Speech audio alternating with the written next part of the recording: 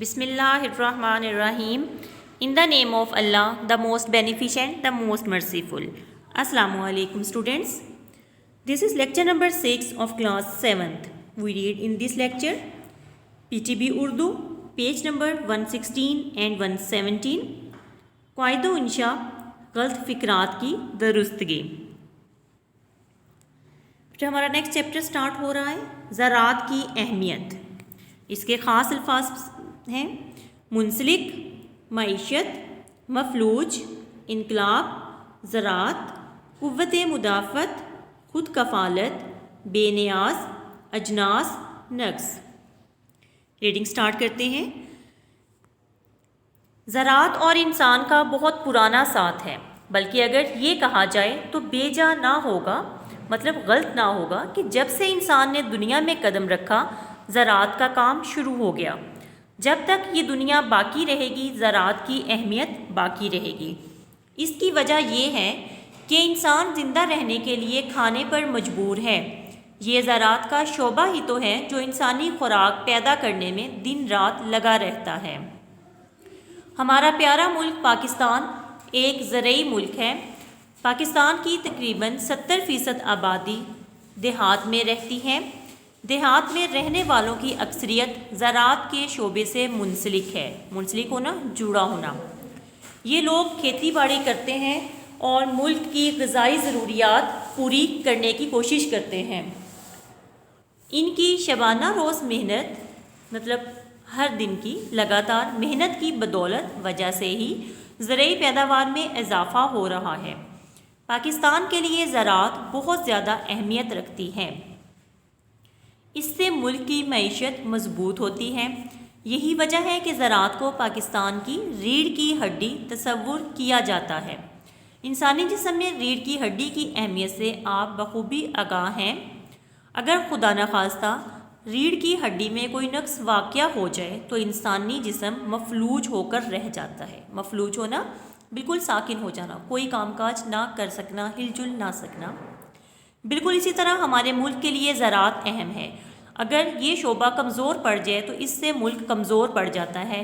اس کے برعکس اگر زراعت کا شعبہ ترقی کرے تو اس سے ملک ترقی کرتا ہے. زندگی کے ہر شعبے میں سائنس کا عمل دخل دیکھا جا سکتا ہے. زراعت کے شعبے میں بھی سائنس نے انقلاب برپا کر دیا ہے. آج سے 30-40 سال پہلے تک کھیتی باڑی کے سارے کام انسانی ہاتھوں اور ڈھور ڈنگر بیٹا کسے کہتے ہیں؟ مویشیوں کو کی مدد سے انجام پاتے تھے. کھیت میں ہل چلانے، کنویں سے پانی نکالنے، گندم کی گہائی کرنے اور گنے سے رس نکالنے کے تمام کاموں کے لیے ڈھور ڈنگروں سے کام لیا جاتا تھا. اب سائنسدانوں نے کھیتی باڑی کے ہر کام کے لیے مشینیں ایجاد کر لی ہیں. ٹریکٹر کی مدد سے ہل چلایا جاتا ہے. ہارویسٹر کی مدد سے فصل کی کٹائی اور گہائی کا کام ایک ساتھ عمل میں آتا ہے. ٹیوب ویل سے کھیت سیراب کیے جاتے ہیں. غرض انسان کے کام میں تیزی آ گئی ہے. اس سے کام پہلے کی نسبت تیز رفتاری سے ہوتا ہے. زرعی سائنسدان دن رات تجربات کرتے رہتے ہیں. وہ خوب سے خوب تر کی تلاش میں نئے بیج نکالتے رہتے ہیں. یہ نئے بیج زیادہ پیداوار دیتے ہیں. اس کے علاوہ ان میں بیماریوں کے خلاف قوت مدافعت بھی پائی جاتی ہے. ان بیجوں کی بدولت فی ایکڑ پیداوار میں خاطر خواہ اضافہ ہوا ہے. اس اضافے سے ملک کو بہت زیادہ فائدہ ہوتا ہے. زیادہ پیداوار ہوگی تو ملک خوراک کے معاملے میں خود کفیل ہوگا. اسے خوراک کے معاملے میں دوسرے ملکوں کا محتاج نہیں ہونا پڑے گا. اگر باہر سے خوراک درآمد کی جائے تو اس سے قیمتی زر مبادلہ خرچ ہوتا ہے. اس کے برعکس اگر ہم اپنی ضرورت سے زائد اناج پیدا کریں تو ہم اسے دوسرے ملکوں کو برآمد کر سکتے ہیں. اس طرح ہم قیمتی زر مبادلہ کما سکتے ہیں. اللہ تعالیٰ نے پاکستان کو بہترین وسائل سے نوازا ہے. خاص طور پر پنجاب کی زمین اپنی زرخیزی کے اعتبار سے اپنی مثال آپ ہے.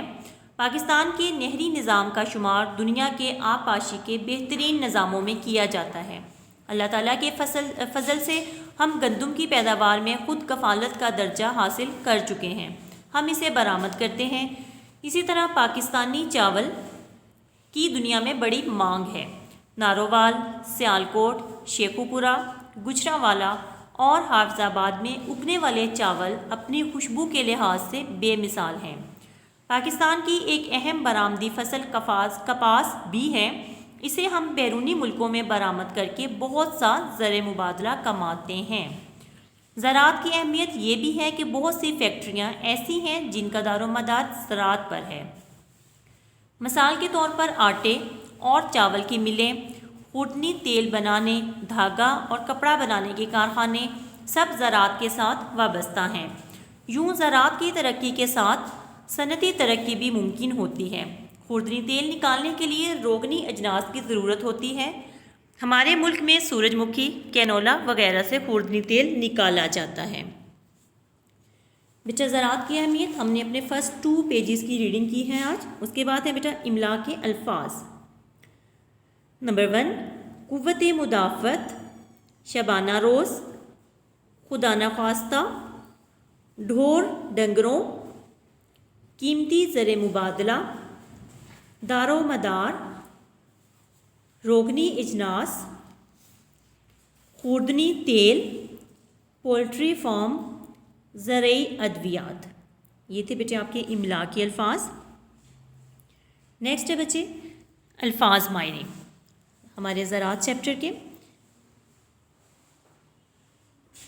انقلاب برپا کرنا، بہت بڑی تبدیلی لے آنا، آپاشی، کھیتوں کو پانی دینا، بے نیاز، جو کسی کا محتاج نہ ہو، پولٹری فارم، مرغی کھانا، خود کفیل، کسی کا محتاج نہ ہونا یا اپنی ضرورتیں خود پوری کرنا، خوردنی تیل، کھانے کا تیل، دار و مدار، انحصار، ڈھور ڈنگر، مال مویشی، روغنی اجناس، وہ فصلیں جن سے تیل نکالا جاتا ہے، ریڑھ کی ہڈی، نہایت اہم اور بنیادی چیز، زر مبادلہ، وہ رقم جو دوسرے ممالک کے ساتھ تجارت کے بدلے میں حاصل کی جاتی ہے، شبانہ روز، دن رات، معیشت، روزی یا کسی ملک کا مالی نظام، قوت مدافعت، مقابلہ کرنے کی طاقت، مفلوج، ہلنے جلنے کے قابل نہ ہونا، منسلک، شامل یا جڑا ہوا، نرخ، قیمت، وابستہ، جڑا ہوا یا متعلق یا تعلق ہونا، ہارویسٹر، فصل کاٹنے کی مشین، جیسے گندم وغیرہ کاٹنے کی مشین۔ تو بیٹا یہ تھے آپ کے الفاظ معنی، اس میں جن میں 2 یا 2 سے زیادہ میننگ دیے گئے ہیں تو آپ نے اس میں سے صرف ایک ہی رائٹ کرنا ہے۔ نیکسٹ ہے بیٹا آپ کے قواعد و انشاء سے غلط فقرات کی درستگی۔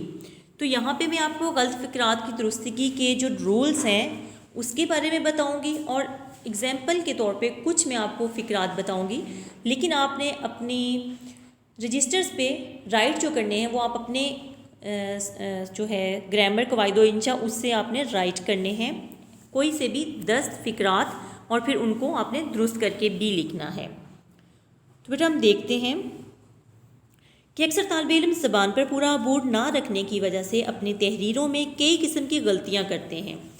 صحیح زبان بولنے اور لکھنے کے لیے زبان کے اصولوں سے آگاہ ہونا ضروری ہے۔ اس سلسلے میں یہاں پہ جو ہے چند اصول دیے گئے ہیں جن کو ہم پڑھتے ہیں۔ نمبر 1، املا کی غلطیوں سے بچنا چاہیے۔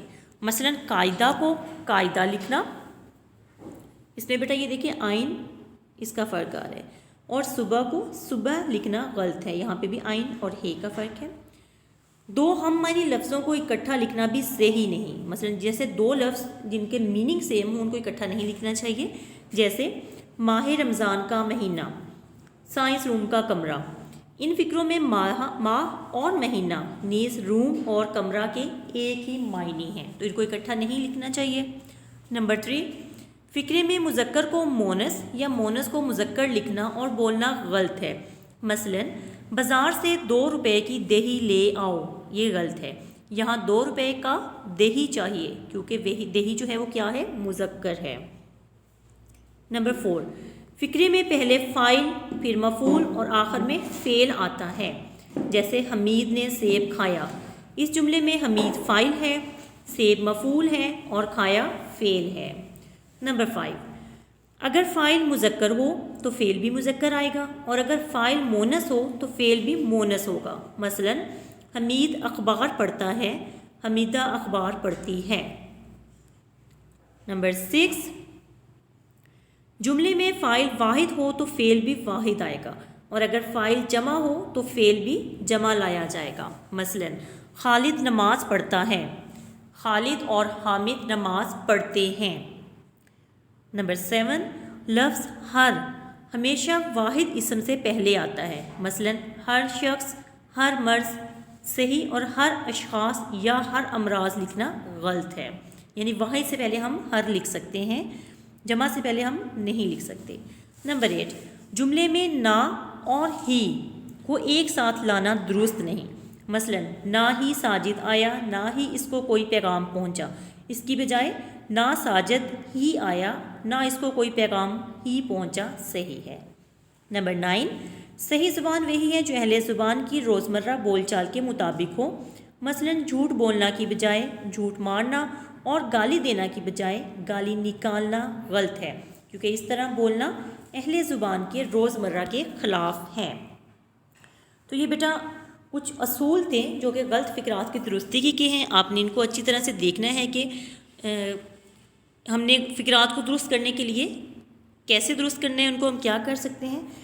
یہاں پہ میں مثال کے طور پر آپ کو کچھ غلط فقرات دے رہی ہوں، اس کے آگے درست فقرات بھی لکھے ہوئے ہیں، اس کو دیکھتے ہیں۔ آپ نے جانا ہی تھا تو ریل سے کیوں نہ گئے؟ اس کا درست فقرہ کیا ہے؟ آپ کو جانا ہی تھا تو ریل سے کیوں نہ گئے؟ نے کی بجائے کیا آئے گا؟ کو۔ برائے مہربانی کر کے تشریف لائیں، کر کے نہیں آئے گا، براہ مہربانی تشریف لائیں۔ کیا تیرے کو شرم نہیں آتی؟ کیا تجھے شرم نہیں آتی؟ اقبال مرحوم صاحب قومی شاعر تھے، اقبال مرحوم قومی شاعر تھے۔ کسی کی چگلی نہ کرو، کسی کی چگلی نہ کھاؤ۔ میں نے آج کراچی جانا ہے، مجھے آج کراچی جانا ہے۔ کرکٹ ایک اچھی کھیل ہے، کرکٹ ایک اچھا کھیل ہے۔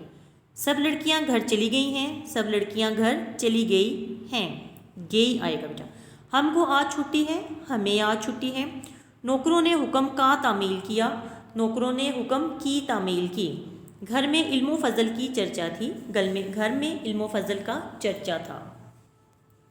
یہ بیٹا آپ کی ہوم ورک سلائڈ، آپ نے کیا کرنا ہے، ریڈنگ کرنی ہے آپ نے اگین زراعت چیپٹر کی جتنی ہم نے کی ہے، اور اس کے ورڈز میننگ اور املا کے الفاظ جو ہیں ان کو آپ نے لکھنا بھی ہے اور یاد بھی کرنا ہے۔